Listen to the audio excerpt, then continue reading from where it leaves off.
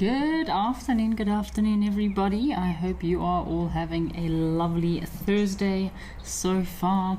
My name is Kerry Dupree. We have started here at Jackie's Pan in the Sabi Sands. Looking forward to some game viewing this afternoon and seeing what we can find. So on the directors team here in Johannesburg, our MC for the day is Tadiwa, and on tech we have John and Simba. Just a reminder, folks, that this is a live and interactive experience, so please send through your questions and comments. If you're on the website, you can register to ask those questions. You can also head over to X or Twitter. You can also use the QR code on screen, as well as the WhatsApp number that will be displayed on screen as well. So I hope we have a fabulous day here live at the waterhole.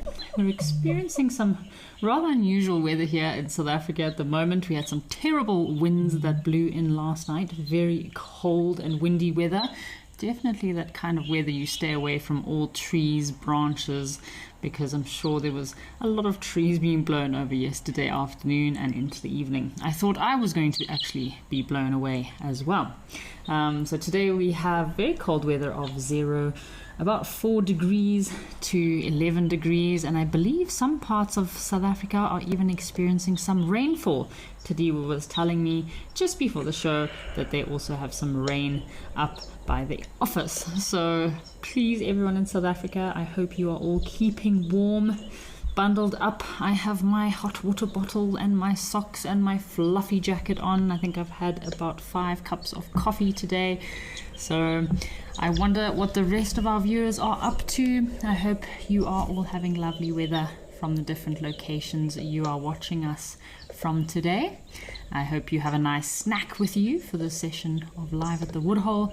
Maybe a cup of hot coffee, cappuccino, tea, coffee, or whatever snack of choice you have with you for the day. We have a comment from Fuzzy Dunlop. Happy Thirsty Thursday. Definitely is a thirsty Thursday today. Can't stop drinking all that coffee, so I hope everyone's got something warm close by.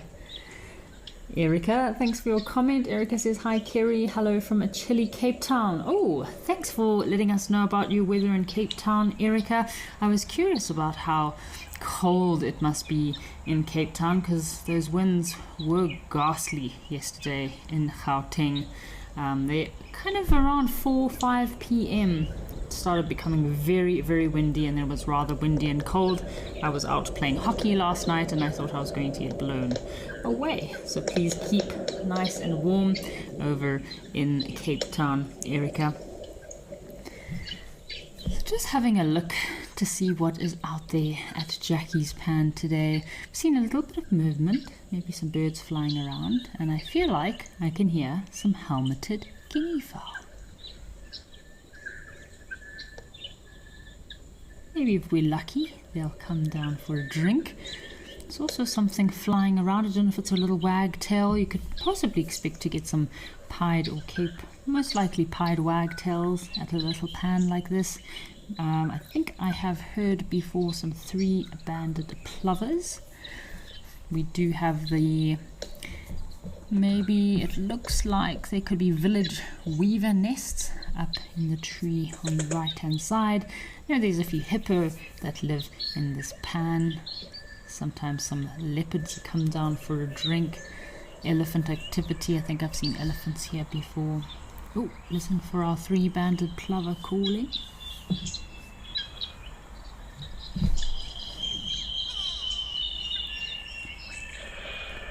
That sounds like it could be a thickney. So we've got a grey go-away bird calling, a little thickney. Could be a spotted thickney, and if I'm not mistaken, it looks like might be either a small crocodile or a water monitor down by the water's edge. I might be wrong, it might just be a log. Right down in the center of the screen here, next to the water's edge. What is this little creature? Could be a small crocodile or a monitor lizard. So a bit of an update, folks, from the live locations. I know Cedric, the Leopard King, has been very lucky with his leopards. He's a real master at tracking leopards, Cedric. I really enjoyed my time in the Sabi Sands working with Cedric. Learned a lot from him, but he's really skilled and knows so much about those leopards over in the Sabi Sands. So he had Rulani this morning that looked like she was on a stalk. Looked like she was trying to hunt something in the grass. And we also had Maxine that found the Black Dam lion pride with that white male lion that's looking like he is in very good condition. So well done to Cedric and Maxine for having some pretty good luck with the predators this morning on the live safaris. Looks like Maxine had quite a nice long sighting with that Black Dam pride of lions. They were just roaming around. It must have been quite early in the morning. The pictures look like it was quite early. One of the lions looked like he was clawing away at a tree. So often, just like with our house cats, you'll find lions, leopards, cheetah, they'll often claw away at trees to help to sharpen those claws, the talons of theirs. So we have Mr. Elemental, thank you for your comment, coming to you today from Western Australia. Good day, Mr. Elemental, thank you for joining us today. We also have Ace from the UK. Apparently Ace is saying it is winter there for now. Ace, so I'd love to know what your weather is like in the UK, but currently in Southern Africa, most parts of Southern Africa, we are in our winter. Temperatures should be picking up, should be starting to get a bit warmer. So normally May, June, July are some of the coldest months to be in Africa, so the deep winter months, June, July, and then from August, middle of August, it should start warming up quite nicely, and then of course by September, October it gets really hot. Some places in Zimbabwe, Botswana, Namibia, and even parts of South Africa can be very hot in the October months. I know lots of areas it's known as suicide month, as temperatures climb to just under 50 degrees Celsius. It can be rather hot to be on safari during that time of the year. So if you're planning a safari and you are not good with hot temperatures, I would definitely not recommend to travel in October. And then by middle of November to end of November, early December is when hopefully the rains should start to arrive. Just as we can see here at Jackie's Pan, it is quite dry out here at the moment in the African bush. Not much grass cover. Pans are dwindling as we wait for the rainy season to arrive.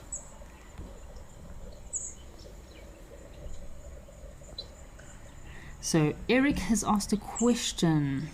Apparently Eric also found a new cheetah in Amakhala this morning, which is quite big news. Yes, I believe so. I got a voice note also from Eric this morning, so very exciting that they found a new cheetah over in Amakhala. What exciting news. Deb D is sending her regards from Pennsylvania. Good morning, Deb. I hope that you're having a good morning so far and it's not too chilly and cold over in the US just like it is in South Africa.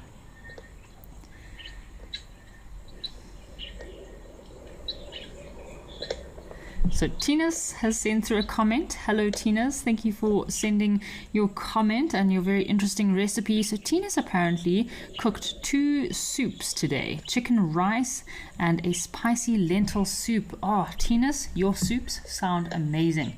I could survive for 3 months on soup, I think, Tinas. But most of the people around me or my boyfriend always say, oh no, it's not enough food, definitely need more. But there are some amazing soups out there. So well done for making your own homemade soup, Tinas.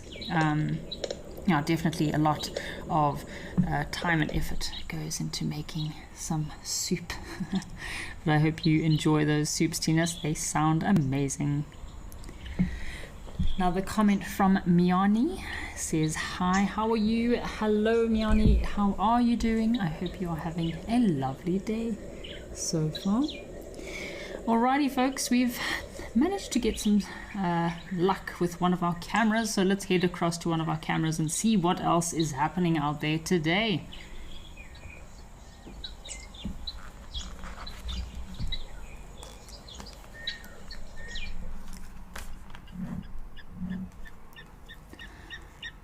Alrighty, so we are here over in Jamala. This is a bit of a new camera for me. I'm not too familiar with this camera, but nice to see some buffalo bulls coming down for a midday drink. Looks like we have some impala as well.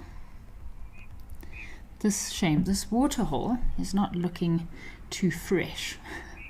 Good spot for a mud bath or mud wallow for these buffalo or some warthogs, but not the freshest drinking water. So unfortunately, during this time of year, we were speaking about the seasons and the weather, the climate. We're in dry season in the African bush at the moment, and these water holes, as they dry, they unfortunately do become a little bit muddy and murky and dirty. But all these wild animals are very used to drinking this water. They've got very strong immune systems, a lot stronger than us humans, that's for sure. So they are very easily able to drink this water without getting too sick. So I was just having a look at this location. If I'm not mistaken, I think this location, Jamala, is over in Madikwe. It does have a safari lodge, so it is a private reserve, or it is a game reserve, about 75,000 hectares in the northwestern province. So yeah, check out those mountains. Really lovely view we're having from here. Oh, looks like we've got some zebra as well, just off to the right. It does look like typical Madikwe terrain. Got lots of grass, short stubby grass, and very short kinds of vegetation. I don't see too many big trees. It looks like perfect vegetation for small shrubby plants, shrubby trees, like maybe small acacias as well. Oh, lovely to see a different location. Double P has sent through a comment. Good day, Double P. Thank you for sending your regards. He's sending his regards to all of us here on the Wild Earth team, as well as all of the explorers. Thanks for joining us today, Double P, with our 2 buffalo bulls and a herd of zebra. Looks like quite a high up camera. Looks like there is quite a lot of activity for elephants. You can see lots of elephant dung just at the edge of the pan here. And some of the topics that I would like to talk about today are photography and also ethics while on safari. So yesterday we had quite a good day. We spoke, most of our conversation was revolved around waterholes, the significance and importance of waterholes, different animals and birds that you can find at waterholes. So it was mostly waterholes that we focused on today, but quite excited to chat about some photography today as well as ethics while on safari. So this is quite a high up camera, but if it was a bit of a lower camera, there's some good potential nowadays at these little hides for photographers, especially I think Lentore. I would love to do some night photography over at Lentore. There are some amazing photos coming out from that location of leopards coming to drink at night, your striped hyenas. You can get a really good low angle shot of those creatures coming to drink at the waterhole there at Lentore. I know some of our locations where the cameras are a little bit high up, especially in harsh light like this, it can be a little bit tricky to get an ideal photo. So these sunken in hides for me are always the best when it comes to trying to get your perfect shot.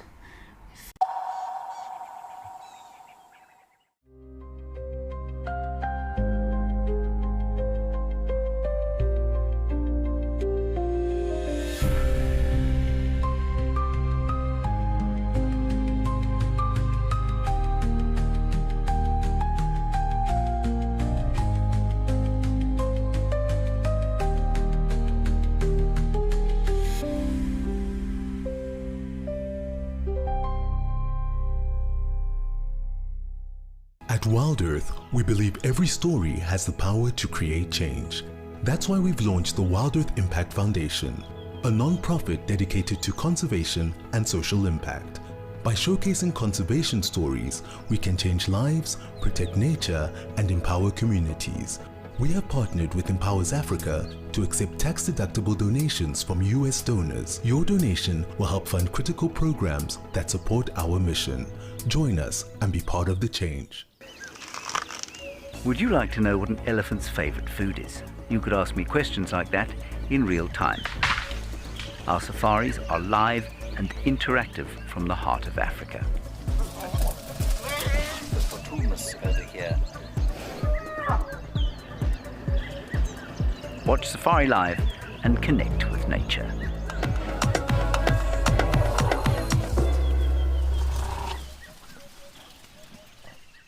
Welcome to Safari Spotlight.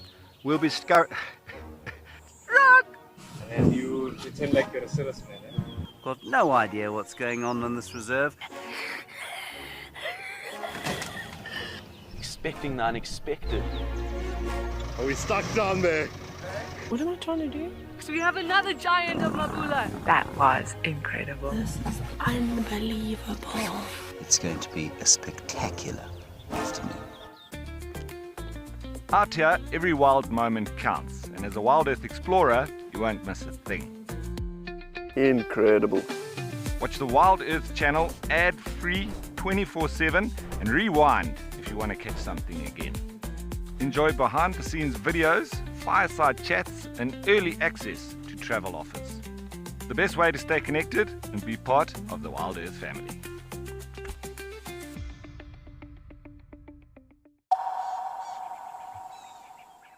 Hang out together. They are less vulnerable the larger their little bachelor group size is. And these buffaloes are known as Dugger boys, or the mud boys, because they love to cover themselves in mud, protect their skin from insects and the sun, the elements. Nice little buffalo spa.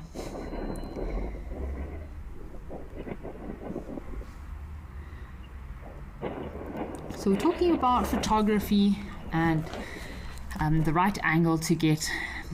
Obviously this is not the ideal time of day to be taking photos. I think the light is just a bit too harsh.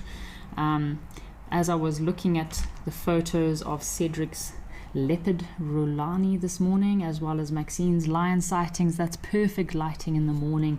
Really amazing sighting. So early hours of the morning before it gets too bright, but also you don't want too much darkness. And then later in the afternoon, just before it starts getting dark, you don't want to lose the light. So you almost have to find those sweet spots where you can get enough light, not too much light, and enough darkness but not too much darkness, unless you're a very skilled photographer, which for me darkness is the enemy, and I'm not very good with night photography. I like doing some hyperlapses and time lapses of the stars, but night photography can be quite challenging. But I think in this setting here at Jamala, it would be perfect to set up like a hyperlapse or a time lapse, or a long exposure with this pan, maybe some elephants at the pan, those mountains, and an incredible night sky, almost forming a bit of like a curtain over the mountains. I think that would form quite an epic little photo while camping. Be really awesome. Cool, folks. So some other little points that I would like to talk about. So I'm sure while you're on safari, the photographers can get quite carried away sometimes with taking photos, and it's so important to remember animals and their personal space, but also guides. Us as guides, we have quite a big responsibility to make sure that we control our guests. So I always feel it's so important when you're taking any group of guests out on safari. It's always so important in the beginning of your safari to have a very good safety briefing and just chat with your clients, just to give them an idea of, you know, what appropriate behavior is while on safari. You know, some little bit rules that people might not know, because I often find you get a lot of guests that come through and they don't always respect animals or wildlife. So it's very good as a guide to know that these messages and these kind of information is so important to pass through to your guests. So a good briefing when you first meet your clients is so crucial to give them an idea of, what your plan is for the day, what's acceptable behavior, about respecting animals, because if your guests know that you are an ethical guide and you want to respect the animals, then they will also respect the animals with you. So I find often also encouraging bad behavior on both sides of guests and guides. You should always be considerate and ethical of the animals and people around you. So it's so important to know your guide, know your guests, have an understanding of each other. Is it your guest's first time on safari? Maybe they don't know that it's not okay to talk on level 5 volume and disturb all the animals or bounce around in their seat. So it's always just communication is key for me. Respecting wildlife. Also listening to your guide. I find if I have a group of guests that might be not so well behaved, especially if we're going on a walking safari, I do find it'll definitely ruin their experience if they show you as a guide that they don't listen to instructions, they're loud, they don't respect wildlife, because I'm not going to be inclined to take people like that close to animals if I know they're not going to respect the wildlife. Whereas if I have a smaller group that I know everyone's very respectful of wildlife, quiet, listens to your guide, I'm definitely going to be more comfortable with taking my guests closer to animals, because I'll never put wildlife. Looks like we've got. So, just having a look to see what else is out there.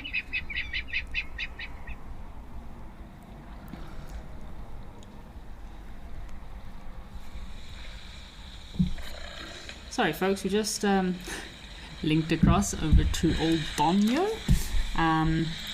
We'll continue our ethics conversation later, but lovely to have some wildlife. So old Donio has been very busy lately. Lots of elephant, lots of giraffe, and lots of zebra.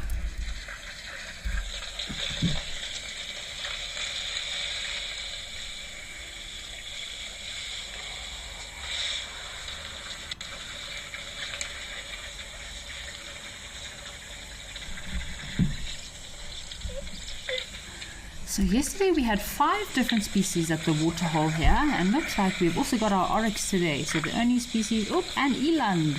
So we've got giraffe, elephant, zebra, oryx, and eland. So we have all 5 of our species that we had yesterday. Isn't that epic? Such an awesome sighting. It's quite loud, quite busy at the moment, so let's just have a bit of a moment to have a listen out. Maybe we can also hear for some birds that might be out there.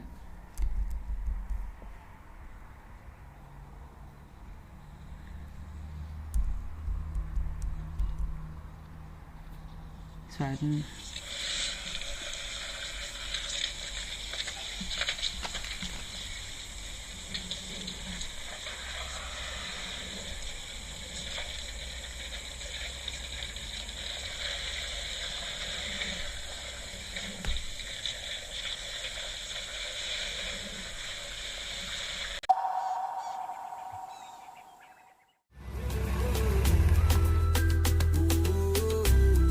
My name is Amy, and today we're going to be doing things a little bit differently.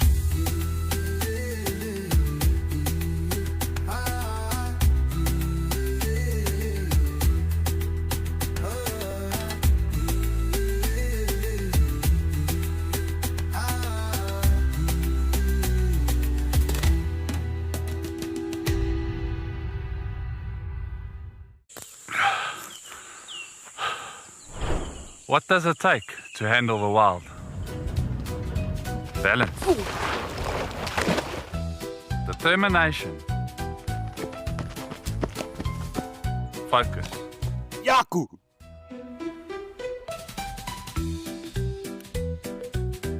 And gear that can take a beating so you don't have to.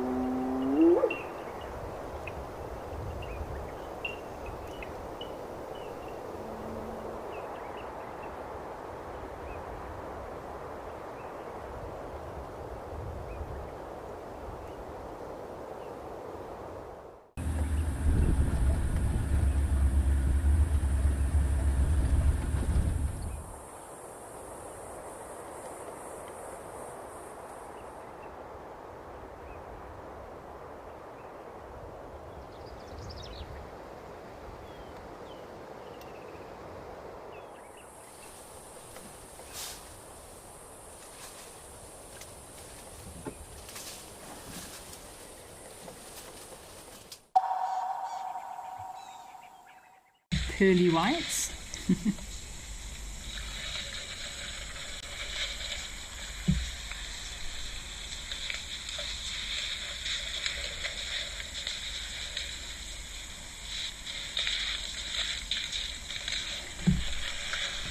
Looks like we've got an eland poking his nose into screen on the right. Yes, nice big male eland, probably the same individual that was here yesterday.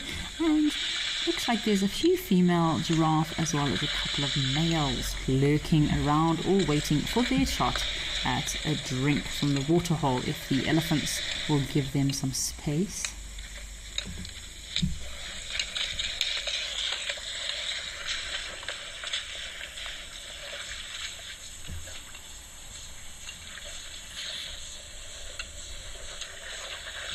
These elephants really are hogging this waterhole today.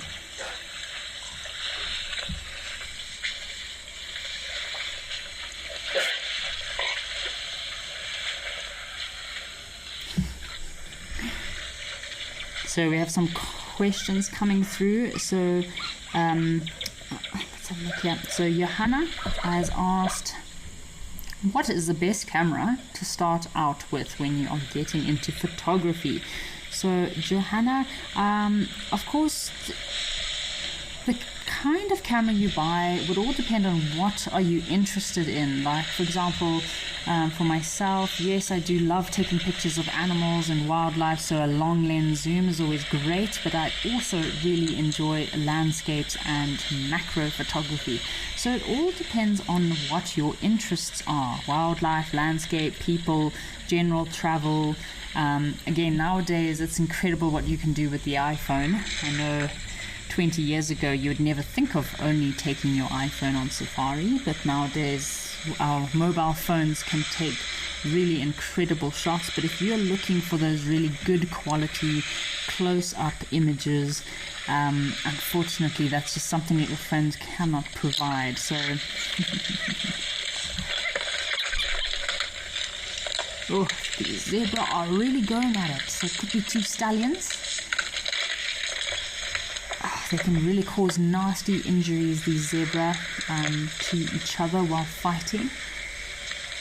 You see this zebra, who looks like he's causing all the chaos, has a few notches out of his ears, which does not surprise me. So Johanna, to get back to your question about the cameras, and again, it depends on what you're looking at for the camera. What do you want to take photos of? Is it wildlife, macro, landscape, stars? But definitely going for an SLR. You'd need to go for an SLR, beginner all-rounder SLR camera.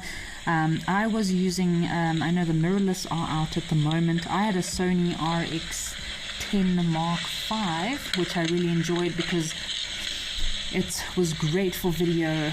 I had 600mm zoom, but I also had 2.4 focal length for macro, so it was really good for macro as well. So you can get a Sony, you can get a compact. It depends, are you into Canon, are you into Nikon? For myself, I prefer Sony and Canon. I have tried Nikon and Pentax, but they're not quite for me. So the best thing I would recommend is, if you're getting into photography, is go into a shop, use some of the different brands, see what you like, see what you gel with, find a friend that has a camera, go out to a park and actually play around with something first before you just dive into buying a camera. Because if you really want to go serious into it, photography is quite an expensive hobby, I must say. And everyone wants to be a wildlife photographer nowadays and sell their images. So yeah, so definitely find a friend. These zebra are really going at each other. So when you get so many zebra like this all in one space, of course you're going to have some chaos, you're going to have some fighting, you're going to have some bar brawls like we're seeing right here. Zebra are very aggressive antelope with each other, especially the males. So many females, they're all very protective over their families, and yeah, they can definitely pack a nasty punch. That kick of those zebras and a bite from a zebra is not pleasant, I can tell you from experience.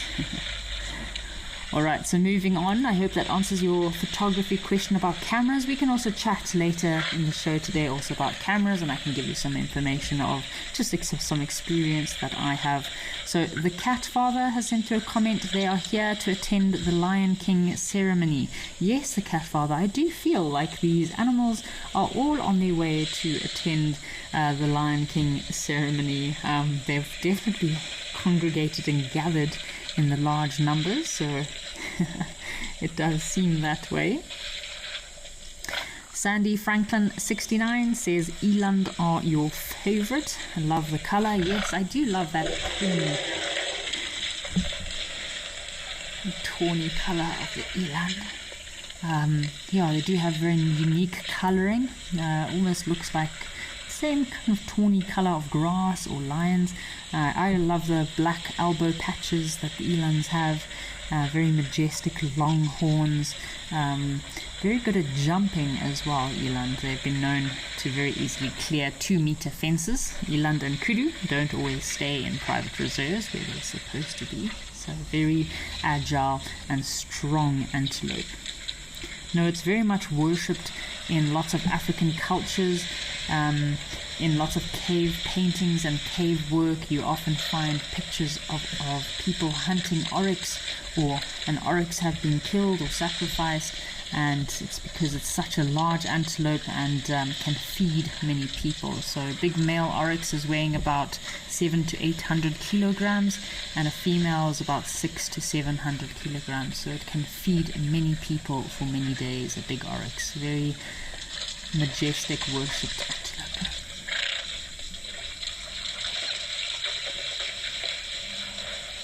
So HMADZ sent a comment saying we need to see the king of this Lion King scene here. Yes, it would be lovely if we had some lions just come and make a sneaky little kill at this waterhole, but it's quite busy at the moment. I don't know if any lions would be brave enough to take on all these zebra fighting and elephant bulls, just kind of being elephant bulls.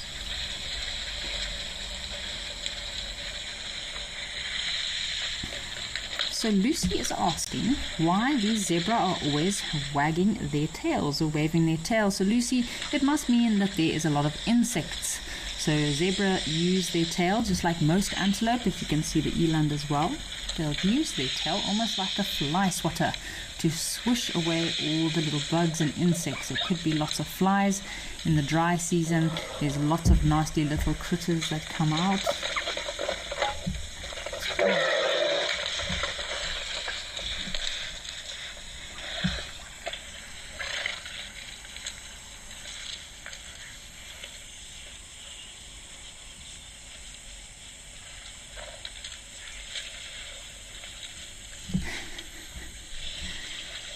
There's a lot of chaos here at Old Donyo today, I must say. Goodness.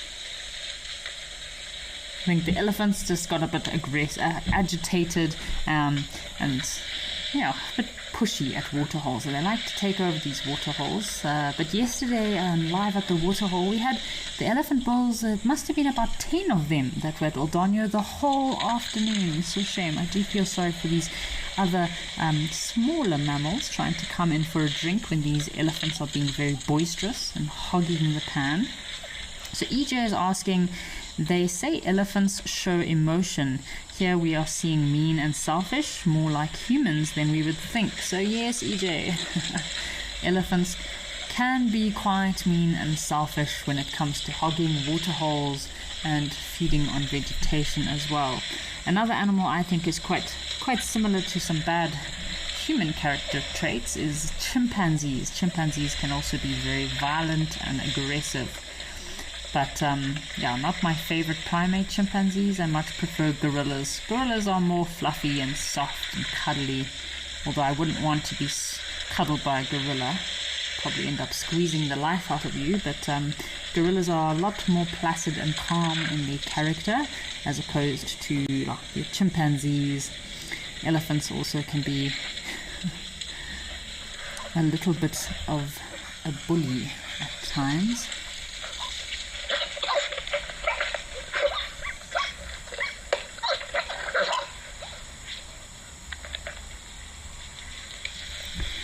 So if I was sitting at this height with a camera, I would probably be taking very close-up images of these zebra stripes, their faces close together, eyes are very cool.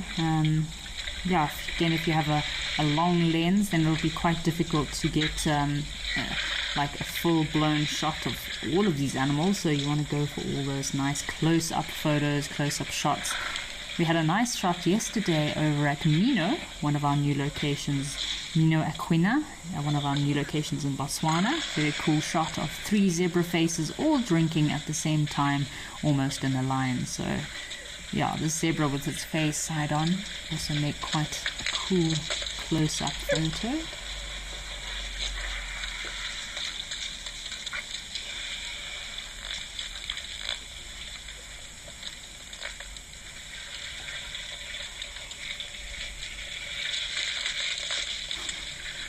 Shame, they're desperately trying to come in for a drink, these zebra, but the elephants are just not budging.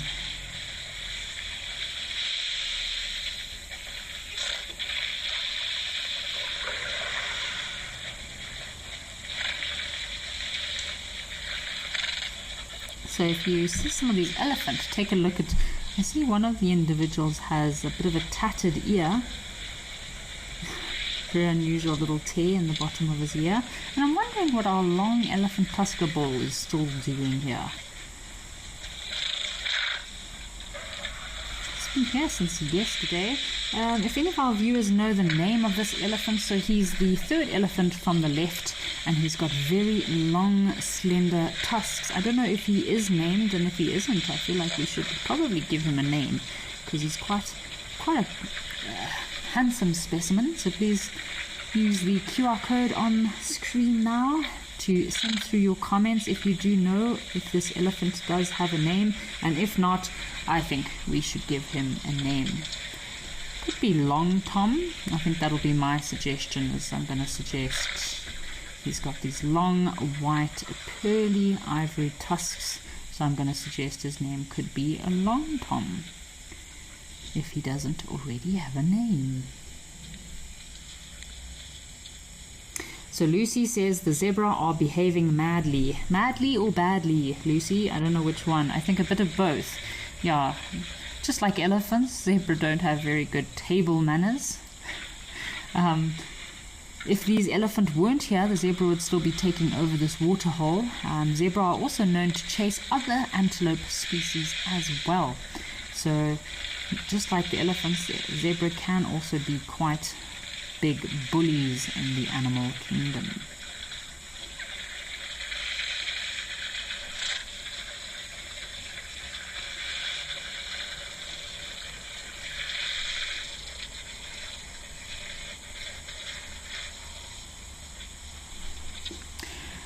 Alrighty folks, why don't we go and check Mino Aquina, one of our new locations in Botswana, and see what's happening there today.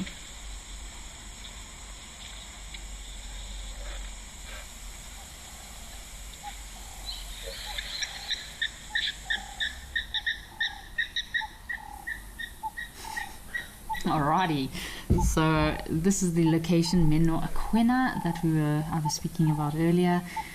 Yesterday there were thousands of zebra. I think we started with 1 or 2 elephant, and then quite a few more elephant also came down for a drink. Looks like we've got a lot of bird life. We've got some helmeted guinea fowl, could be some ringneck doves or Cape turtle doves, some laughing doves, some blacksmith lapwings also down here at the waterhole. this hide is quite far away from where the animals actually are. So if you are on a walking safari in this area, it would be pretty cool to approach these animals on foot.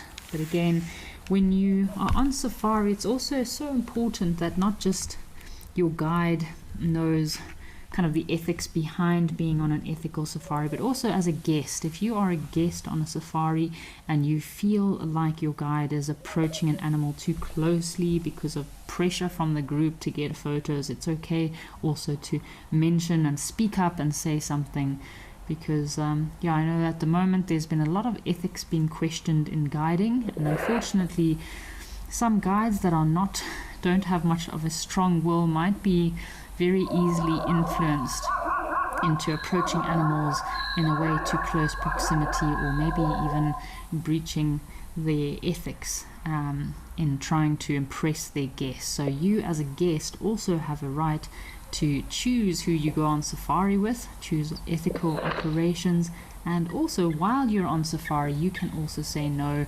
and voice your concerns about not respecting wildlife enough. So in that case, it's always important to make sure you leave animals as you find them, respect animals. I find just those few little points can really make or break a safari. So many people just don't respect animals enough. These animals are in the wild, they're not zoo animals. We are in their space, in their homes. That's why it's so important to respect them and their environment.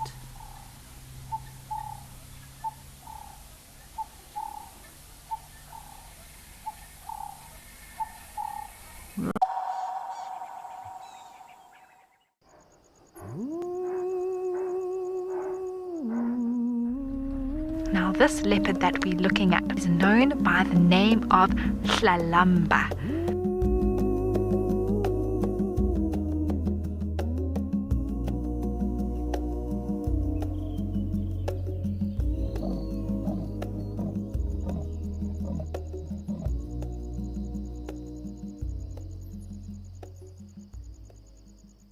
The Wild Earth Impact Foundation is a non-profit that uses the power of wildlife storytelling as a force for good. We create sustainable development projects that showcase conservation stories, empower people, and inspire environmental action. As a registered South African PBO, you can make a tax-deductible donation to the Wild Earth Impact Foundation. To find out more, visit our website.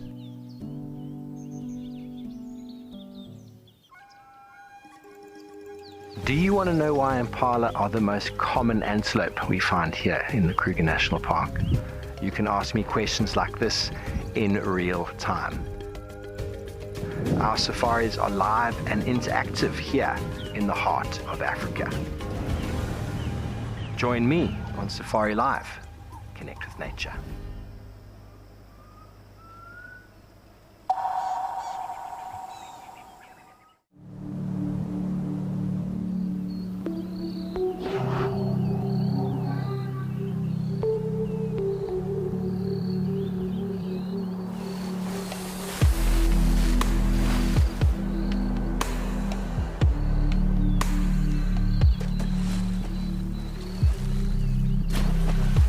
Hyenas love bathing.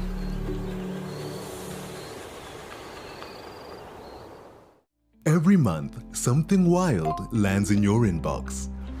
From rare sightings and behind-the-scenes secrets to expert stories, seasonal changes, and exclusive travel opportunities, the Wild Earth Journal is your free monthly mailer, packed with the magic of the wild straight from the field. It's fun, it's free, it's full of surprises.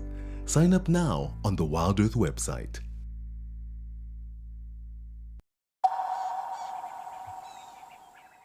A valley, which is quite difficult for the elephant, the breeding herds, to cross into that area.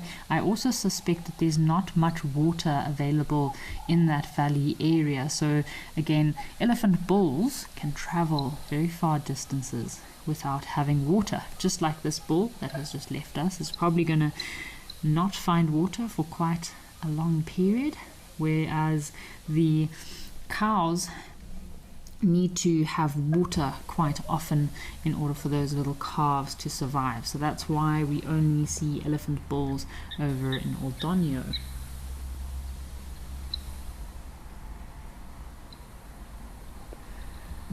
So our Zoomy is helping us to scan around, see if there's any birds. So Catherine has sent through a comment. We were trying to ask any of our viewers that can confirm if the elephant bull we saw at Oldonyo was 1 ton, and Catherine said it didn't look like 1 ton at Oldonyo. No, I think, as I mentioned, Catherine and Sandy Franklin, I think 1 ton's tusks are a lot more angled outwards rather than directly down like spears. So we will keep looking for 1 ton. Sorry folks, I think we had some signal issues there. We have another comment from BBC that's also confirming about our 1 ton sighting. BBC says, my recollection of 1 ton is that his tusks are being long and asymmetrical. They are quite downward pointing. Thank you for your comment there, BBC. But yeah, as we mentioned, I don't think that elephant's tusks were quite asymmetrical enough and not quite big enough to be 1 ton. I know there's always quite a bit of excitement when 1 ton comes on screen for us. That sounds like oxpeckers. Maybe there's some buffalo or a hippo close by.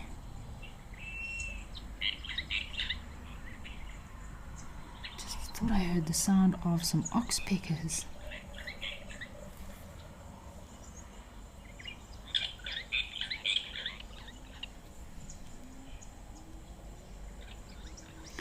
So we have a comment here from Rian. Says, it is interesting that kudu and eland can jump from a standstill 2 meters and 2.5 to 3 meters, especially in height. So Rian, yes, I find it crazy to think that a kudu, and if I hadn't seen it myself, I probably wouldn't have believed it, but I've seen kudu and eland walking straight up to a fence and from a standstill jumping straight over it. So kudu are so thin and agile. It's been well documented their ability to hunt and jump over fences. Oh, imagine kudu hunting. That would be a disaster. There's a hippo. I thought it was just a rock in the middle of this pan, but it's actually a hippo. And I think the oxpecker is sitting on his back. So eland also have incredible ability to clear fences. So both of these antelope, they have very strong muscle power, and muscle mass ratio is incredible, especially in eland, where their size is they're much bigger. Eland are much bigger than kudu. So to imagine an eland also being able to jump over such a high fence or high obstacle, just like kudu. So these jumps are typically a reflexive survival response to predation. So because of predators, that's why these 2 antelope species, eland and kudu, have adapted the ability to jump over very high obstacles. It's incredible the capabilities of these antelope and their jumping abilities.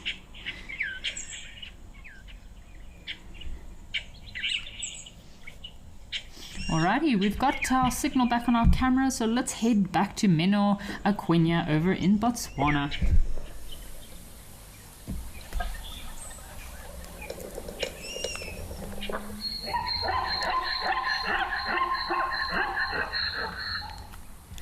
Alrighty, so we have we're back here at Meno Aquenia, and we were talking about photography earlier and how time of day is so crucial when taking the perfect photo, but also timing. Patience is something that I think a lot of people don't pack with them in their bags when they come on safari. Nowadays, everyone is expecting this Netflix safari of seeing the big 5 in one game drive, which I tell you, I've been a guide for 9 years, and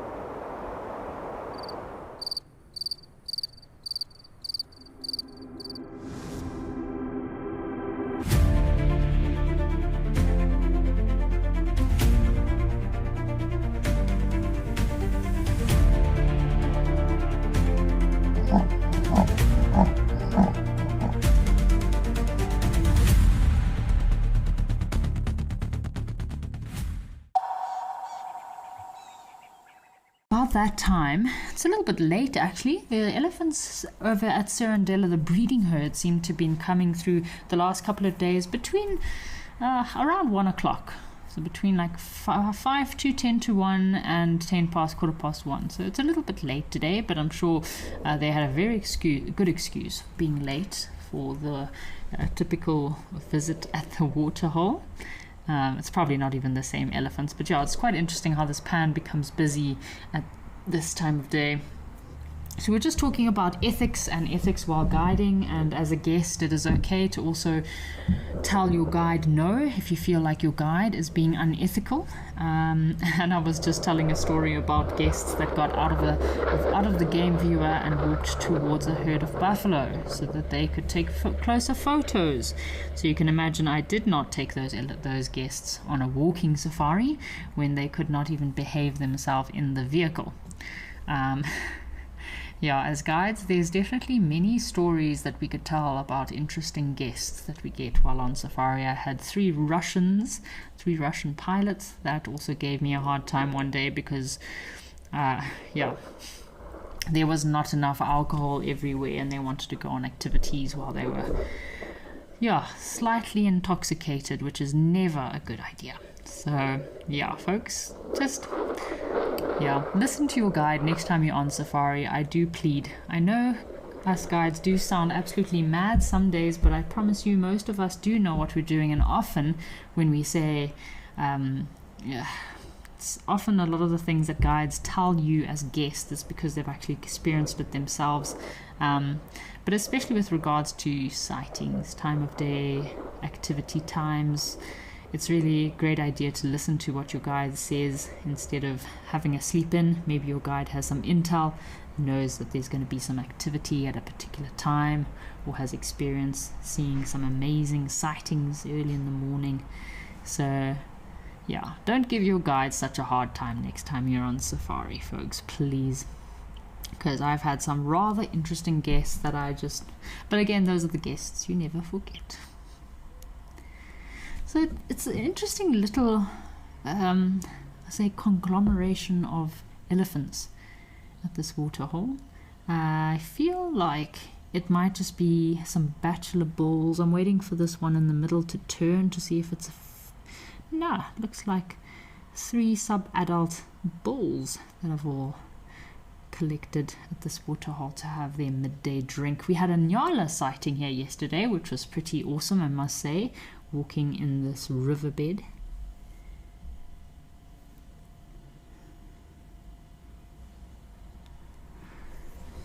So while I'm sharing my very interesting stories of guests, I would love some of our viewers to share some funny stories that they have experienced with their guides anywhere. It doesn't just have to be Africa, but if you have a funny story to share about an experience you had on safari where your guide just did something absolutely ridiculous that you'll never forget, please feel free to send through those comments. I would love to hear your stories.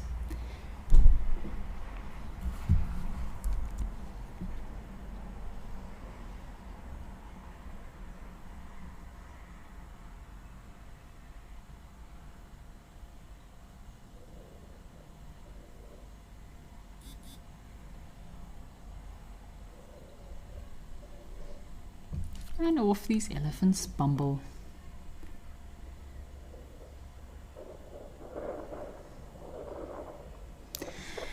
So Erica is asking, has sent a comment saying, had some experiences of bad guiding. How do they get away with it?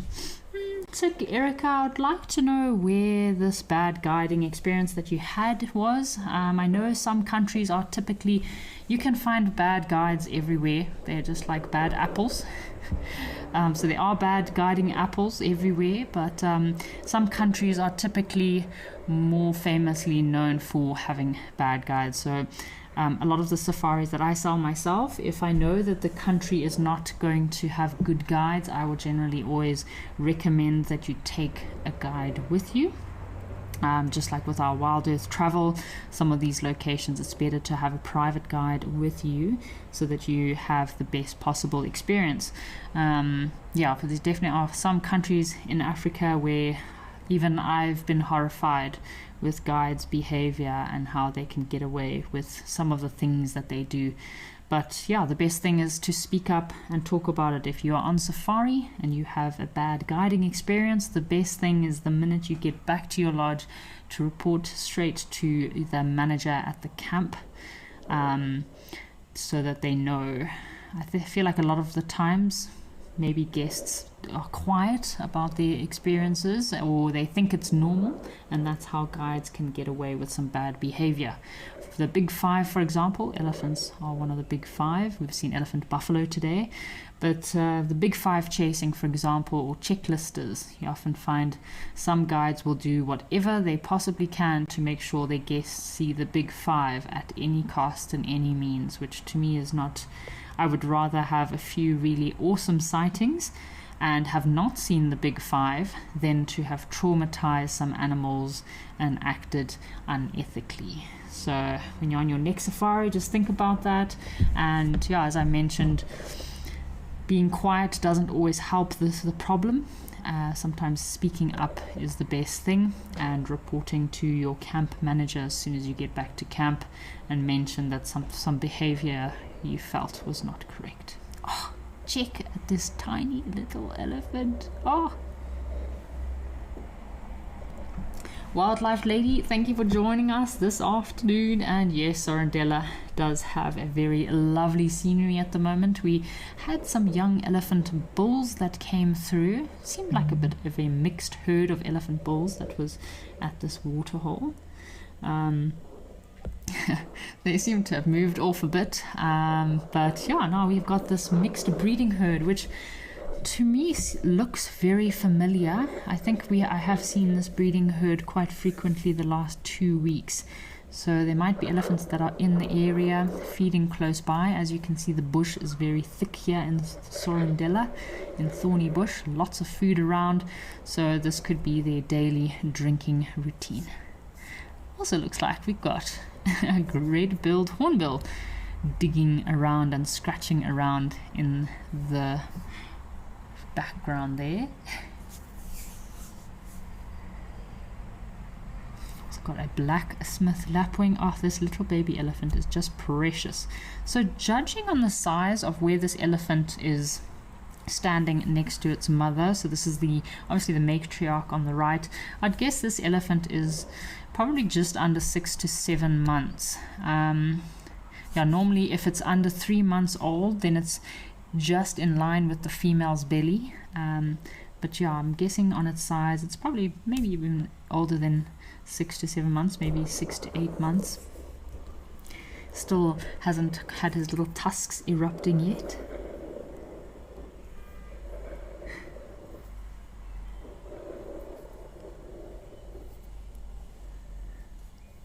So yeah, the tusks, when those tusks of the elephant start to come up, then that's also a very good aging indicator that you can look for.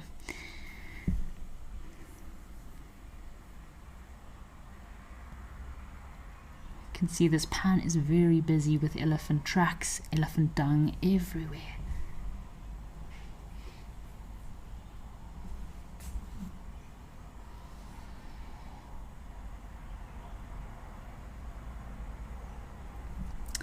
So Catherine has sent through her negative or bad guide experience. Sounds like you had a very interesting day, Catherine, with being chased by a honey badger in thick sand, and then you got stuck in the sand and you had to dig yourself out once the honey badger left.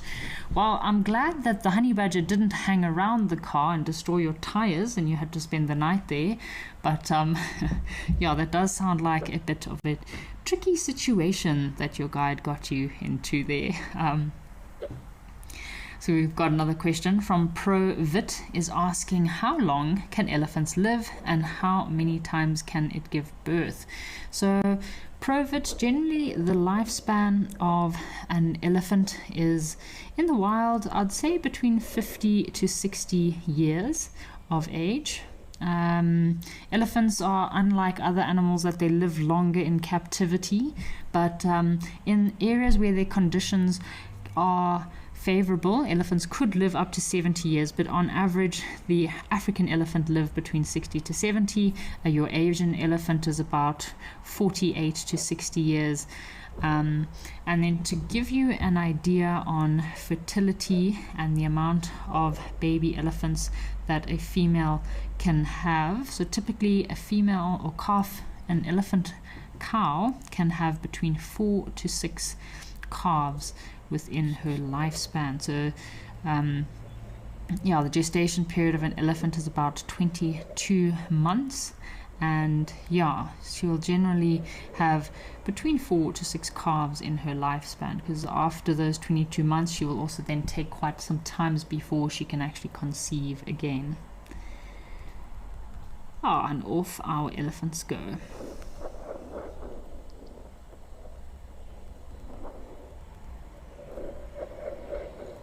So elephants. Alrighty folks, why don't we head across to Victoria Falls and see what's waiting for us there.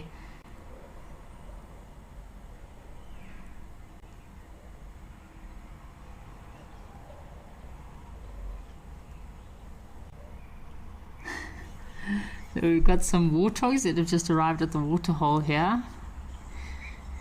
I feel like they might be turning their noses up to this water or looking for a better mud wallowing spot.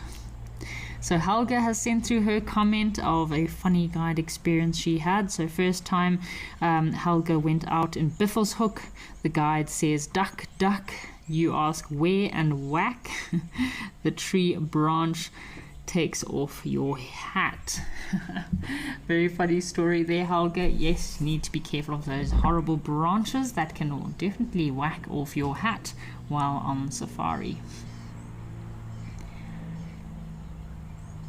We've got another comment from Darkmane Lover.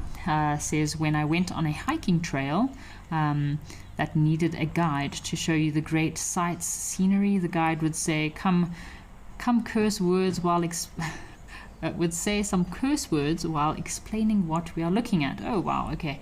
Yes, Darkmane Lover, I know every human does have a few curse words in their vocabulary, but definitely in front of guests, that's not the kind of language you should be saying. So but again, I have had a few guides myself that I just was absolutely flabbergasted by and just laughed in the end because I was just so overwhelmed by a shock, should we say.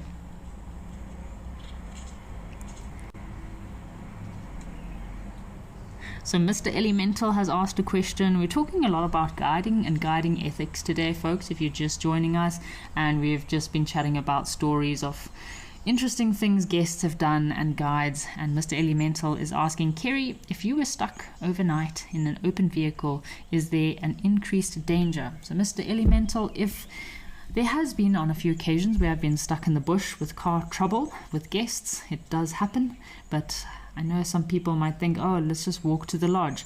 I think those are very good famous last words. I would definitely stay with the vehicle. You're safer with the vehicle, always. Oh, looks like we've got some vultures up in the tree. I think the vulture feeding has probably already happened.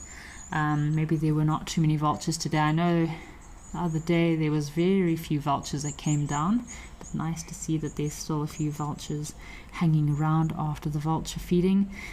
So it's very dry at the moment, and once all the animals start dying, or not all the animals, but once there's an increase in animals that will be dying in the dry season, which again I know it's sad to think of, but it is all part of natural selection. So yeah, then the vulture have a lot of food. It's like an all-you-can-eat buffet for these vulture species. Our warthogs are still hanging around. I wonder if they're going to go for a mud bath. There are a few little crocodiles that live at this pan.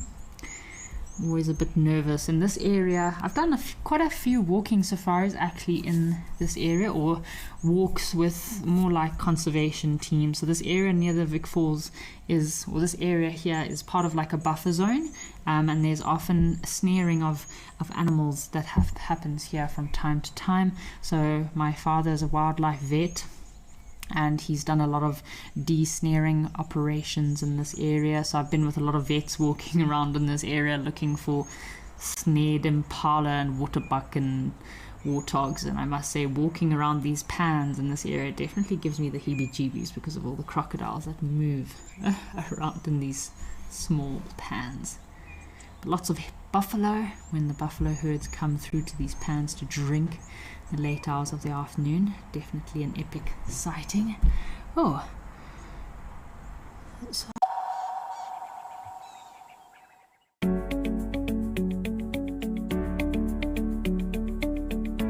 Hi everybody, looks like we have just located on a beautiful leopardess known as Clalamba.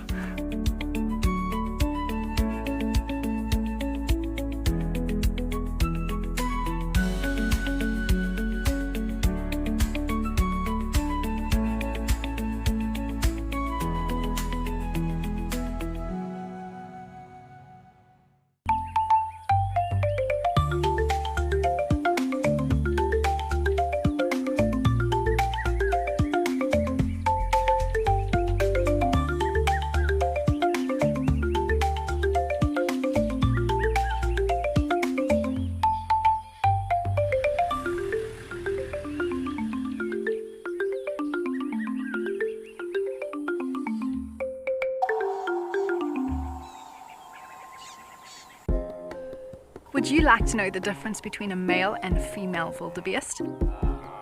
You can ask me questions like this in real time. Our safaris are live and interactive here in the heart of Africa.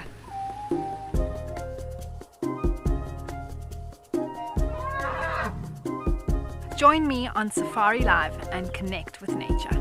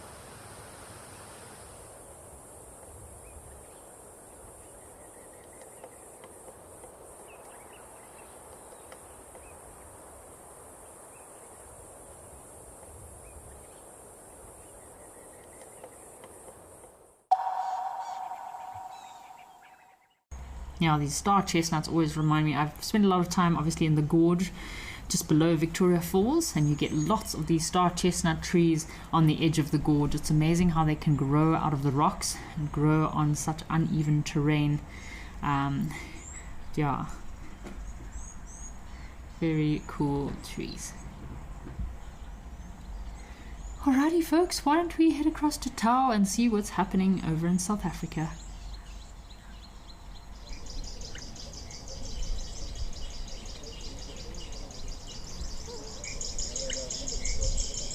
Ooh, looks like we might have some crocodile activity here in Tau.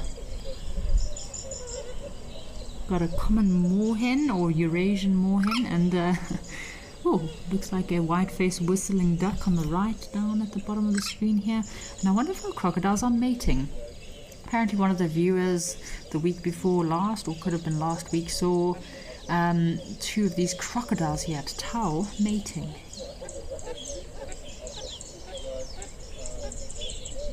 Which makes sense because I know in some areas crocodiles do nest between September and November.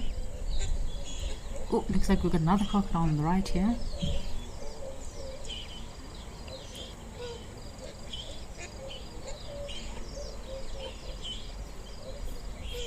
What is going on here?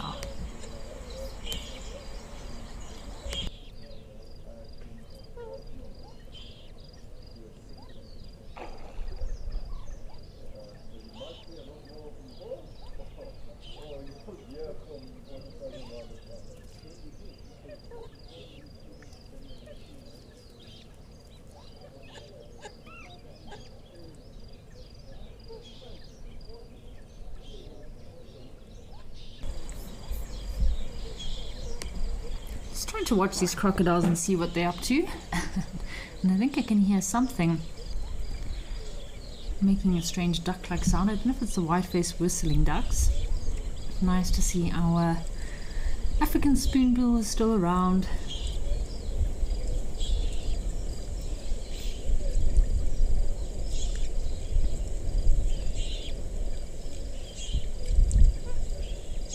It's very strange sounds at Tau today. I wonder what's going on there with the birds.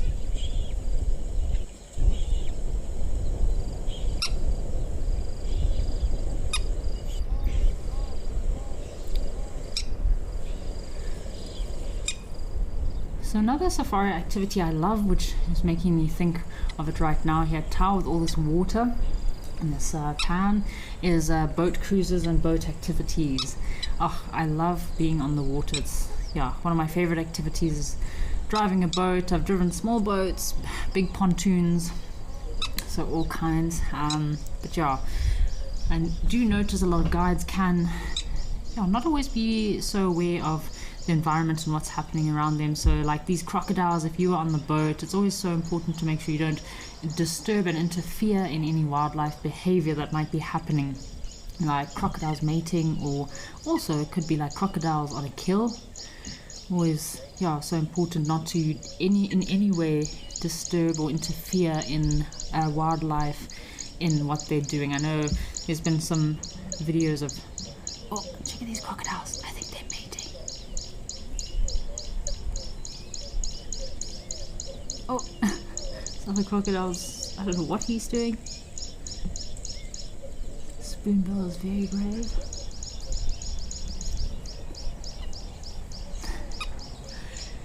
So wildlife lady, yes, it does look like our crocodiles are building up a bit of camouflage on their backs there. This, as with all the pans, they are dwindling and the levels are going down. So the crocodiles tend to be picking up a lot of this excess reeds and vegetation that is kind of filling up the pan.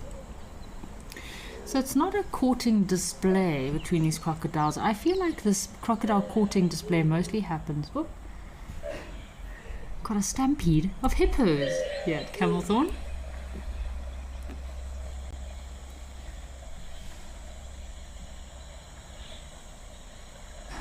What is happening? I wonder if the hippos have been chased away from something. Maybe some hippo bulls just getting a bit feisty. I must say, it is really awesome to see so many hippos out the water.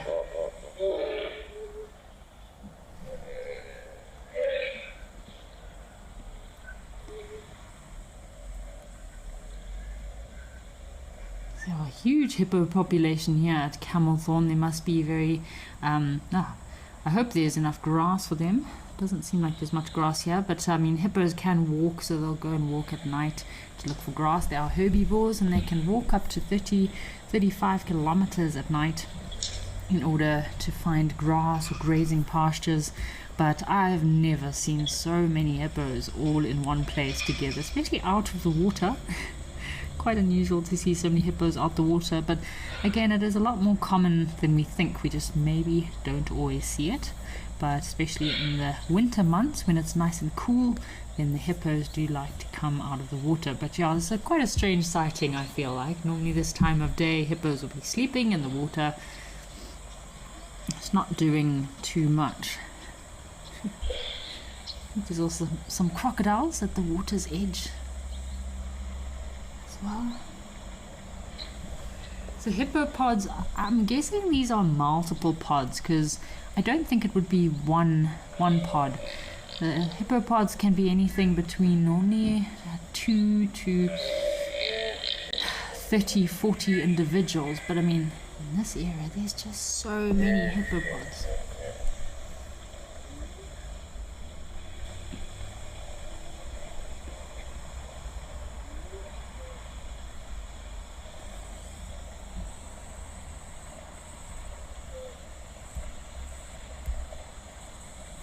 So apparently in larger river systems you can get larger pods of hippos, up to 100 individuals during the drought season, when they all have to move into kind of waterlogged areas.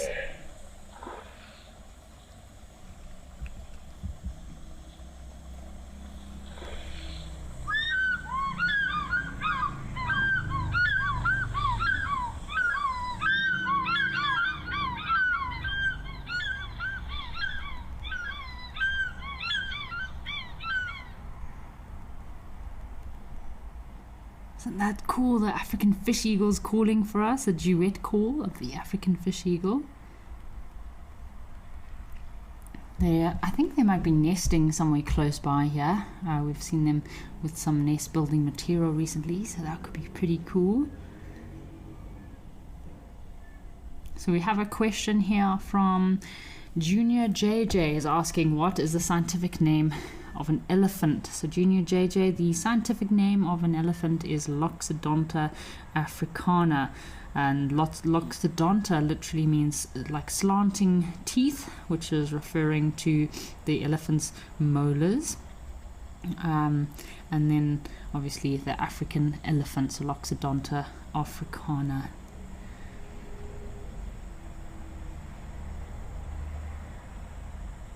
And then the scientific name of the hippopotamus is Hippopotamus amphibius, and the name literally means river horse in Greek. So yeah, it's quite cool how some of these names relate, or the meanings of the scientific names. I'm not very good at Latin, I must say. My father is an absolute legend when it comes to Latin names. He knows Latin names of every mammal and bird, so it's not... Bird nomenclature is not my strong suit, but yeah, it's definitely a better classification method, as the Latin names never change. Common names can change quite a lot.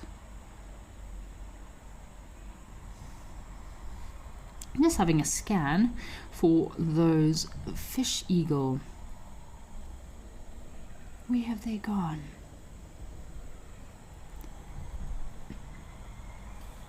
Let's have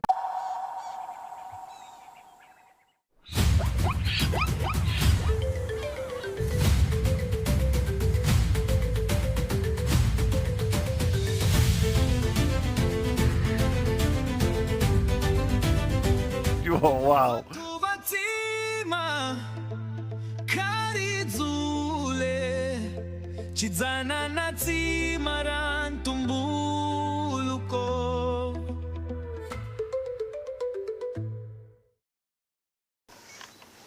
Even a hyena coming into the action as well now.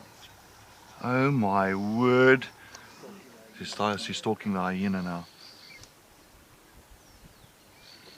Leopard, hyena, lion, all together in one shot.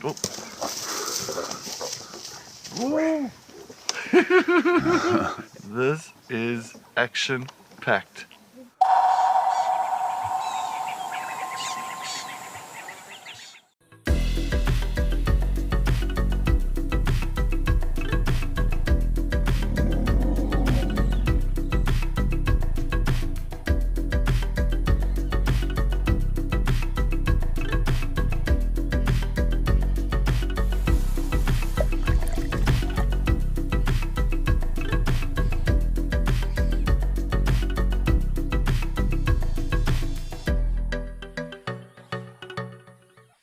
Join our expert guides at dawn for a live, immersive safari as the bush comes to life.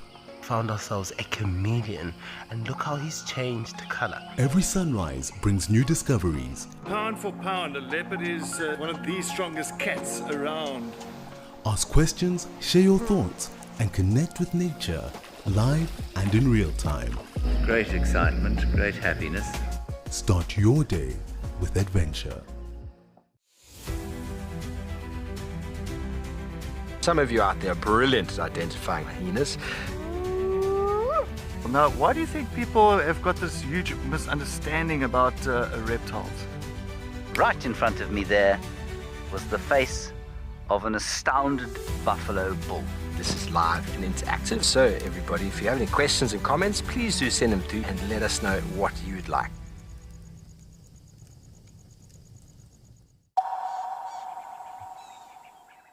hard, but the female crocodile will bury her eggs in sand or soil in the shade. While she will come up onto the bank and shade them from time to time with her body in order to keep them safe from overexposure to the sun or any environmental conditions. The placement of a crocodile's nest is also crucial. So you often find if there's a crocodile's nest on the bank, the minute you go near that nest, all of a sudden a crocodile pops up in the water. On a few occasions I've been on walking safaris or just visiting friends and going on fishing trips, and you're fishing on an island, and next thing this female crocodile all of a sudden pops up and starts giving you the evil eye. So female crocodiles very protective over their nests. What is this baby hippo eating? Is he trying to munch on some of that dry grass? These hippo look quite dusty, like they have been out the water most of the day.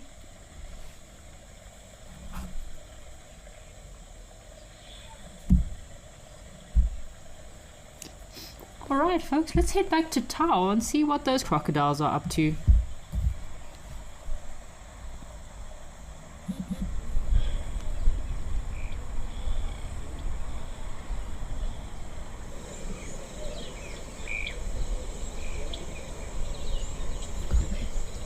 Alright, so we are here with our crocodiles over in Tao, and we suspect they could be mating.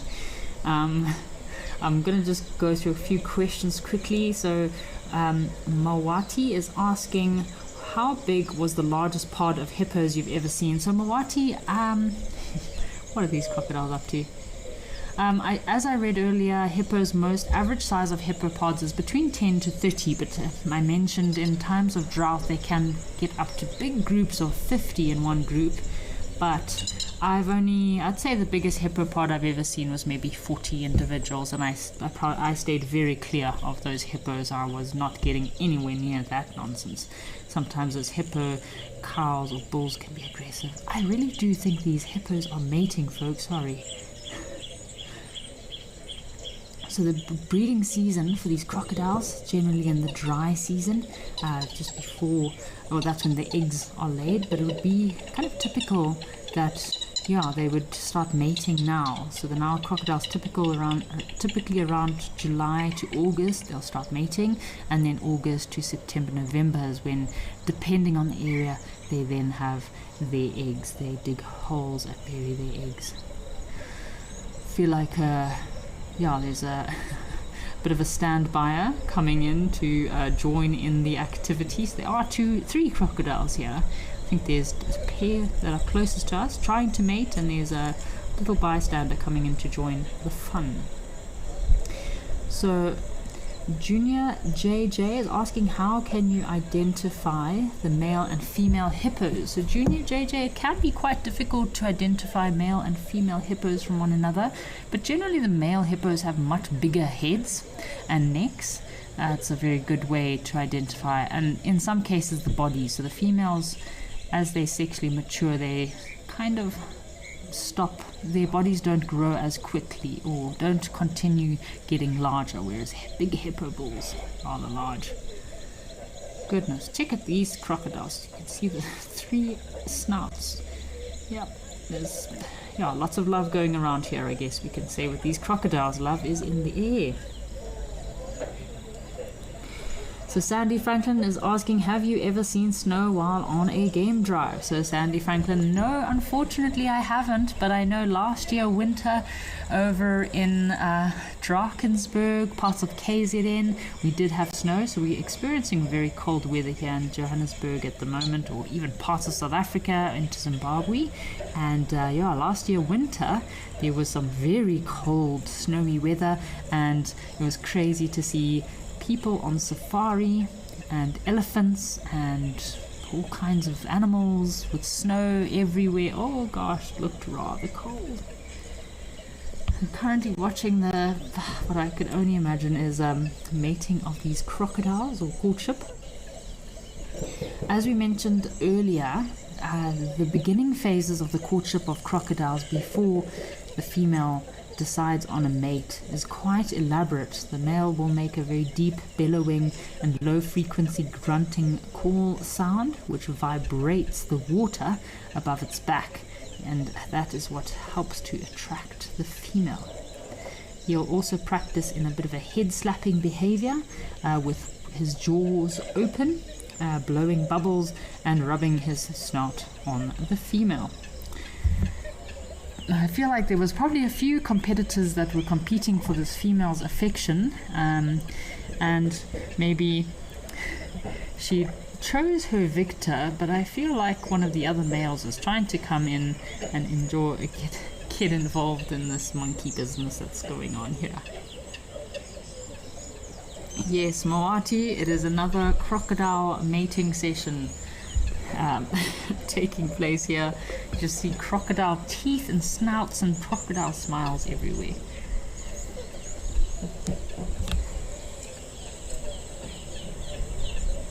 So male crocodiles are quite territorial, especially during this mating season.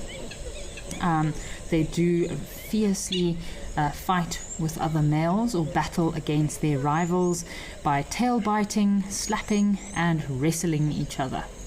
Okay, it's now just a full big crocodile party is going on here. So mating of crocodiles normally always takes place in the water, shallow waters, and that's when the male will climb onto the female's back, aligning his tail with her cloacia in order to get contact. So it's quiet and very careful. Obviously, with all those scoots that crocodiles have on their back, they need to be very careful while mating. They have that incredible armor on their tail too, so it's quite tricky business, these crocodiles mating. A female crocodile will often lay anything between 20 to 80 eggs. Within 1 to 2 months later, the chicks will hatch. So normally about 90 days is the incubation period.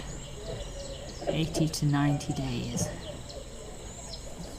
So crocodiles are actually some of the very few reptiles that do show parental care for a short period of time. So when these little baby crocodiles making a squeaking sound hatch out of the eggs, the female crocodile will take care of them for a couple of days and then they are on their own. Unlike other reptiles, most other reptiles actually do not take care of their young. Very brave spoonbill here. Because the crocodiles are not interested in a meal right now, they've got one thing on their brain. Looks like everyone's trying to get in on this action. There's another crocodile also joined in the festivities.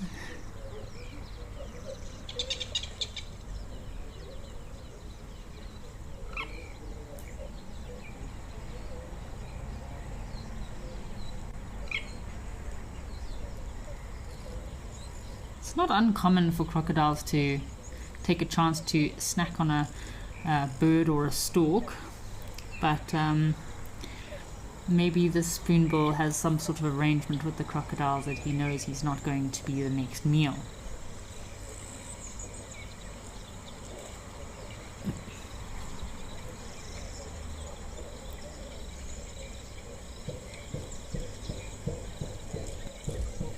Trying to make some sense of what's going on with these crocodiles. This could go on for quite some time.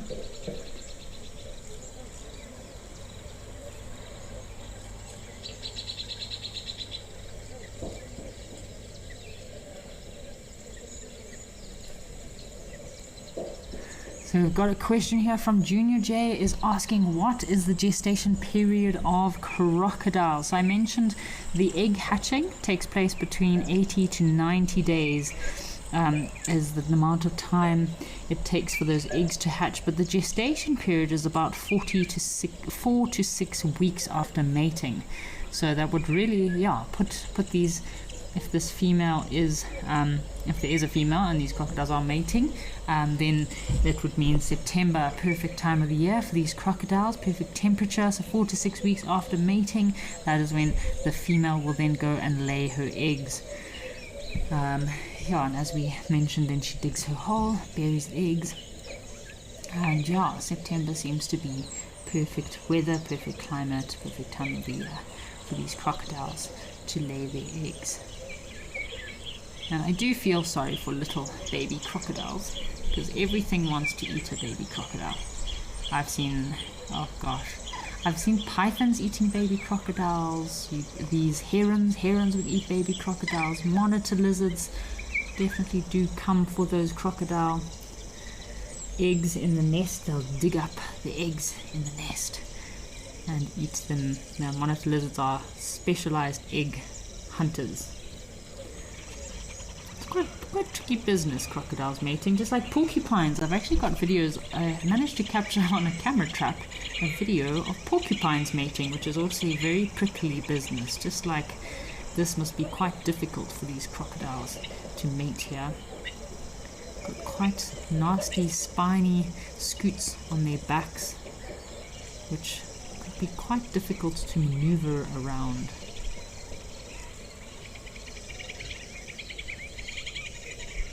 Oh, there we go. You can see the female's head here.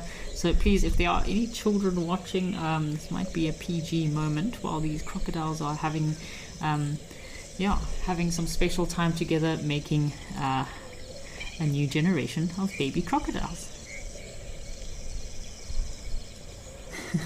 So Joanne Mello sent through a comment saying, every time I see a crocodile, I think of Steve Irwin. I agree with you there, Joanne Mello. Steve Irwin was such a legend and incredible person with wildlife and crocodiles. I don't know how he survived so long, though, I must say, because the crocodiles and the creatures he captured and caught with his bare hands was absolutely mad.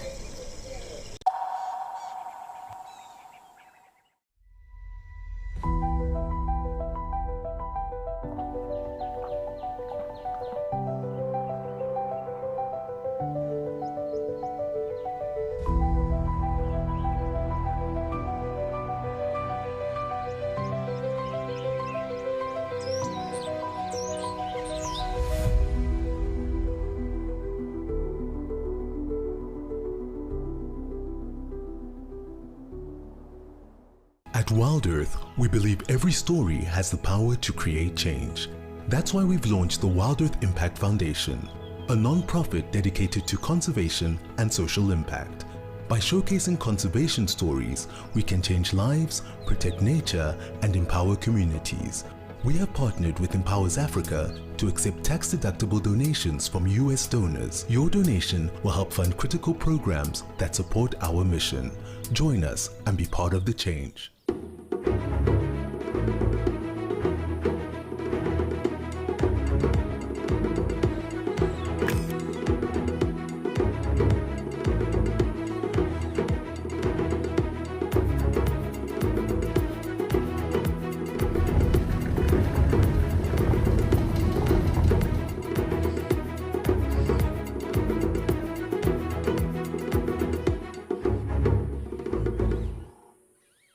And that's it for this morning's drive. She's just got her impala, everybody.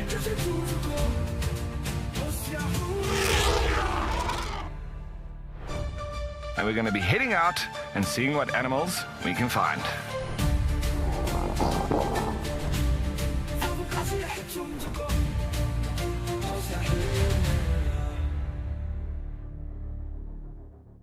Can you hear that?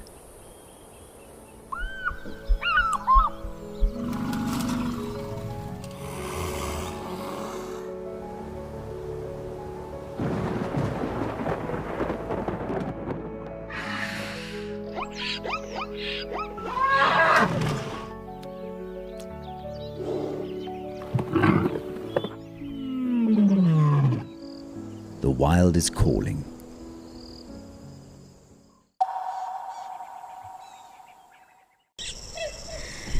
So talking about reptiles and eggs and egg nesting, in reptiles you get ovoviviparous and viviparous. So crocodiles are ovoviviparous reptiles, so egg laying, so they're animals that lay eggs outside their body. So viviparous is when eggs are hatched, they have eggs internally and then are hatched within the body. So yeah, crocodiles are ovoviviparous. The embryos develop in the egg outside the mother.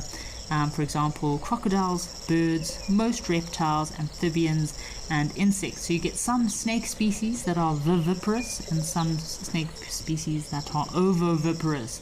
So I do know some snakes that give birth to live young, which is kind of creepy. Seems like something out of a horror movie. So we've got dark mane lover. Kerry, do you know if any alligators have been through in the South African bush by people, not wanting them as pets? Now they are invasive to SA. Can they live with Nile crocodiles? So dark mane lover, that's quite a big question about crocodiles and alligators. Have a look at this guy coming out the water. Check out these creatures, isn't he incredible? This is the very lighter color crocodile we were watching earlier. So thanks, crocodiles, for coming out of the water and showing yourselves to us. Okay, so to answer your question, dark mane lover, basically, so alligators have been released into South African wild. There is no confirmed evidence that the American alligators have established a wild population in South Africa yet. I know you do get these animals escaping from exotic species escaping into the bush. Thankfully, alligators are not yet considered invasive in South Africa, unlike other species in different parts of the world, like all those exotic snakes in the Everglades. I believe that is a very big issue at the moment.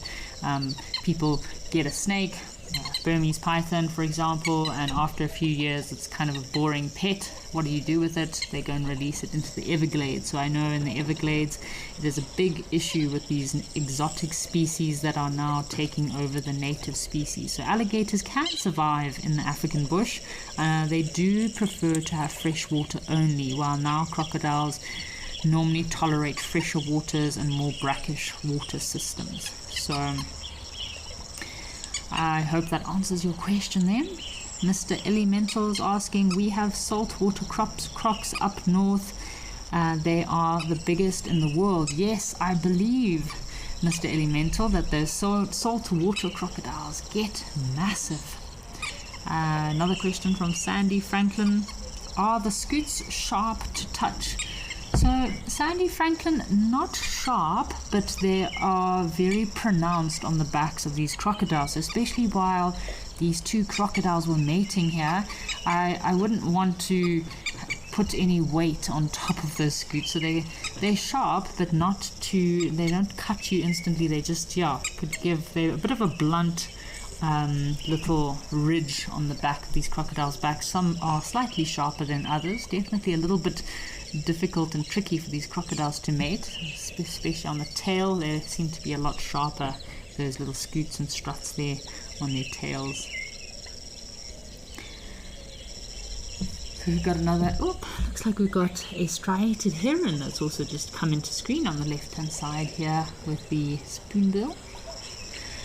Lady Macbeth says, you've eaten crocodile, not particularly tasty. So Lady Macbeth, crocodile can be quite it's obviously sold in lots of different restaurants in Africa. It's quite a big industry, the game meat. Lots of tourists like to come to Africa and taste all the exotic meats that are provided in these African countries. Crocodile is very tough. It's kind of like chicken, so the part of the crocodile that you would be eating is mostly the tail. So it's a crocodile tail, very fatty, very tough meat. And it does need quite a lot of cooking and some skill in order to flavor it. Otherwise, sometimes it actually doesn't have much of a taste, just kind of like a chewy, rubbery chicken meat kind of taste. Guinea fowl is another very popular game served in restaurants or in lodges. And again, very tough. So if you cook it correctly, it can be delicious, but does need a lot of cooking, like guinea fowl.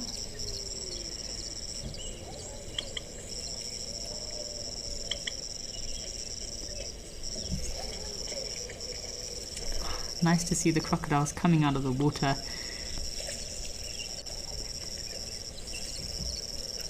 I think there's at least 4 or 5 big crocodiles that live in this pan. So got another question from G. Dupquin.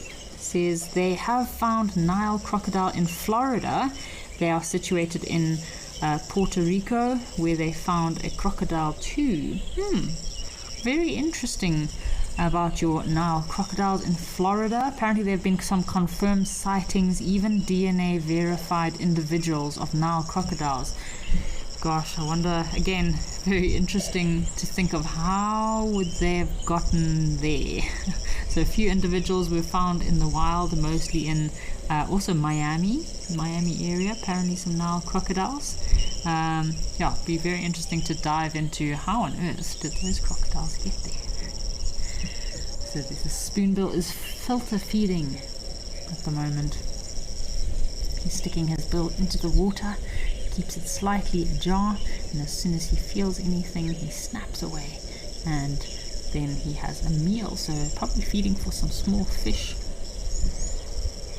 I'm still amazed at the fact that this spoonbill is so confident around the crocodiles. I'd definitely be very afraid to be in the water anywhere near a crocodile. So Lady Macbeth says her crocodile that you tasted was in a stew and you wouldn't try it again. Yes, very interesting, Lady Macbeth. You had a crocodile stew. I know in Victoria Falls they have a wrap that's called the crocodile wrap from Three Monkeys, or its nickname is the President wrap. Which is quite good, but again they do marinate that crocodile quite a lot. So I don't blame you if you are not fond of crocodile meat. And I know, yeah, definitely people come on safari, they do like to eat lots of game biltong and game meat. Ostrich is quite big. It's very popular. It's very lean meat. Ostrich burgers can be quite good as well if you're into eating lean game meat and you know that it has been sustainably sourced and harvested. Interesting watching this spoonbill.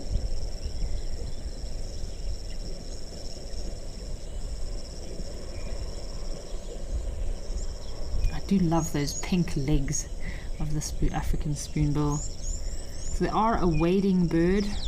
It's typical behavior of them to be feeding in shallow waters, and as I mentioned, they'll mostly feed on fish, but if they do catch some small crustaceans like little shrimps or crabs, any insect or larva, tiny amphibians. I think I've seen a spoonbill eating a small frog before, or mollusks. Occasionally in desperate times they'll also feed on plant matter and algae.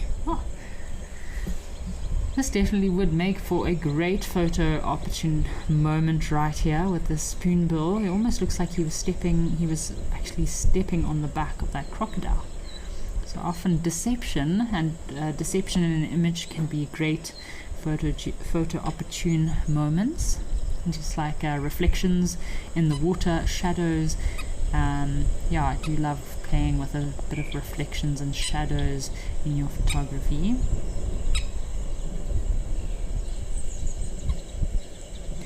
So Sandy Franklin is just confirming what I was saying about the pythons in Florida. So the Florida is overrun with pythons, and like so many people turn them loose in the Everglades. So yes, it's a terrible issue. I actually saw a post on Instagram the other day. I think, yeah, they're trying to eradicate all of those invasive species of pythons and reptiles in the Everglades there that are actually putting the native population of animals at risk.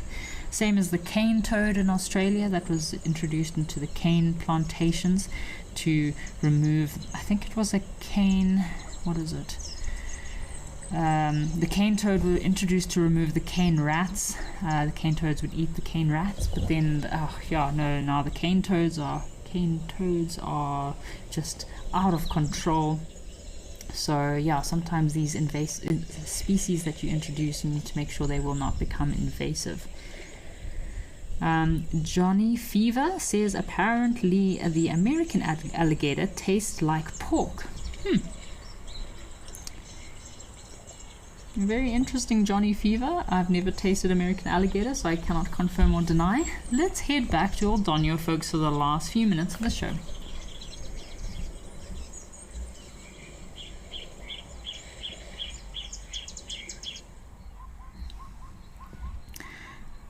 So again, we are back in Old Donyo. This is our elephant bull on the left that we thought was 1 ton earlier in the show, but definitely his tusks are not nearly long enough to be the big elephant tusker 1 ton. And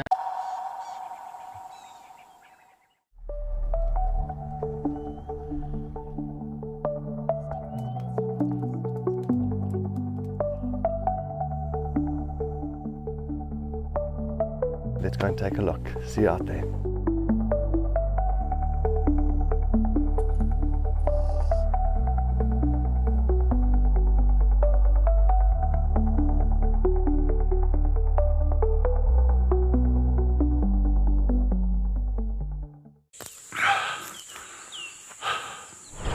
What does it take to handle the wild?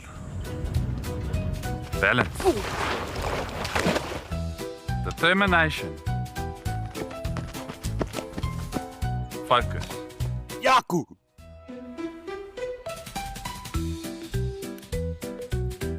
And gear that can take a beating so you don't have to.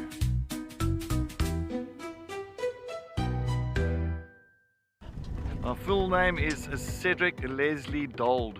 I grew up mostly here in the Lowveld. I grew up here pretty much on the southern side of Kruger National Park, a place called Marloth Park, for most of my years. Something surprising about myself, I did play drums in a band for many years. Best sighting I presented, we found Palumba and the 2 cubs, and the cubs are just way big.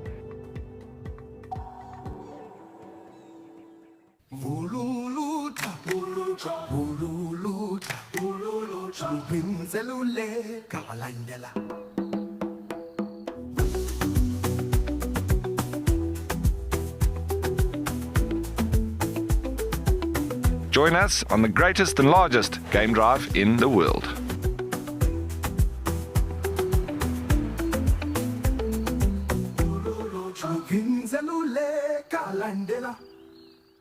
Out here, every wild moment counts, and as a wild earth explorer, you will not miss out. Watch the Wild Earth channel ad-free 24/7, and you can even rewind if you have missed out on something. Enjoy the behind-the-scenes video clips as well as fireside chat, or get the early offers on our travel experiences. It's the best way to stay connected and be part of the Wild Earth family.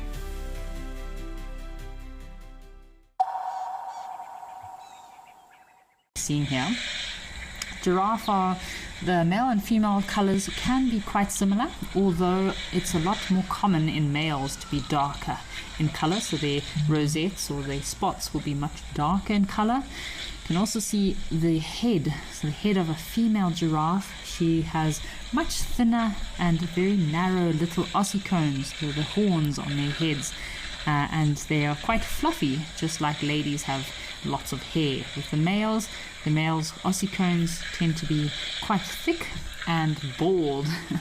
No hair on the top of those males ossicones, and that's from fighting. The males can often have much bigger heads than the females, again, and very thick necks, and that's from fighting with other male giraffe in order to win the affection of female. This elephant was not too happy with this oryx being close by here. It looked like he wanted to give him a bit of a charge. Lovely to see that the oryx are coming down for a drink. Because these elephants have really been bullies today, or the last few days. So there's not much space at this waterhole. Everyone wants to have a drink.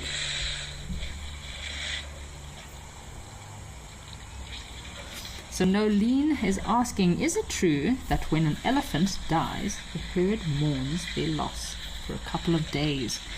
So yes, Nolene, elephants as well as primates are known to have a lot of emotions of compassion, empathy, as well as loss and sorrow. So elephants will mourn the loss of one of their individuals in a group, and even if they're passing through an area and they pass the skeleton or a body of an elephant that they knew, they might even hang around there for a few days, sniffing, smelling the bones, touching them, just having a bit of a remembrance moment for their long lost individual. Chimps and baboons will actually carry around their dead babies with them for sometimes up to weeks. I've seen it in baboons and chimpanzees. Very sad to see them carrying these little lifeless bodies with them, and they still try and prop it up and touch it and make it breathe. So sometimes in primates they are very intelligent, but they also don't quite understand the concept of death. So yeah, that can be quite sad in primates, but they're in the circle of life. That's how the circle of life works, and that's how the ecosystem works as well. There's not always space for all of these animals out there, and natural selection does take place.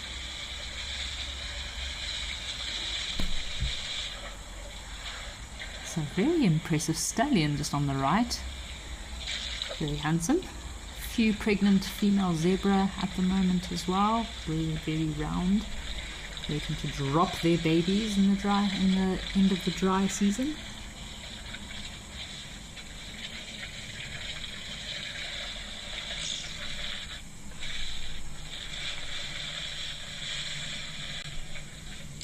This elephant bull that's just arrived is obviously very old. Look at him, he's got so many wrinkles on his face. Also a new individual that I don't think I've seen. So it's quite cool is during the dry season, if you have a pan in front of a camp. So as a guide that's worked in many different camps across Africa, you get used to your regular elephants that come every day to the waterhole. And then when there's a new individual coming, it's always quite exciting. You kind of like add them into your little memory bank of elephants that frequent those areas. But yeah, I've never seen this guy before.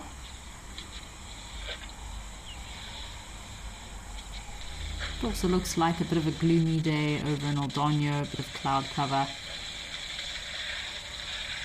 Don't think they'll be expecting any rain, but nice to cool off all these animals with a bit of overcast weather. Check out this elephant's tusks. So this elephant on the far left, his tusks do really remind me of forest elephant tusks. So forest elephant tusks are often a lot thinner than your African bush elephant. Very long, thin, slender, almost vampire-looking tusks. And in the juveniles and females, they even go straight down. Some of their tusks, I've seen them straight down, like Dracula. Little Dracula tusks.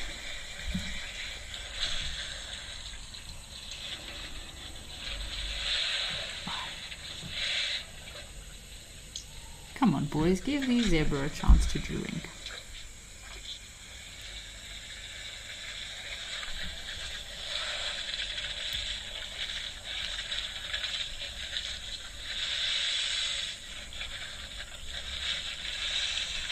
We've got an oxpecker, a few oxpecker that have also come down to the waterhole. Maybe they were a red-billed oxpecker hanging out on the zebra.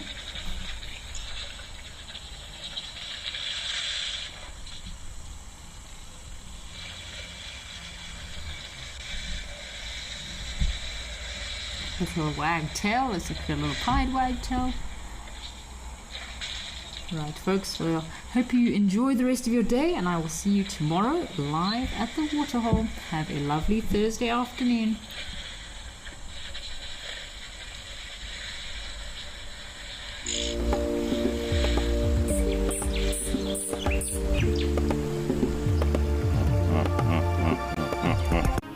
This is Safari Spotlight, a journey into the wildlife wonders of Southern Africa. Join us on an enthralling virtual safari to relax, learn, and be inspired. Discover magnificent landscapes, meet our iconic animal stars, and enjoy stunning conservation success stories. If you would like to experience these magnificent wild places, visit Wild Earth Travel. The wild is calling.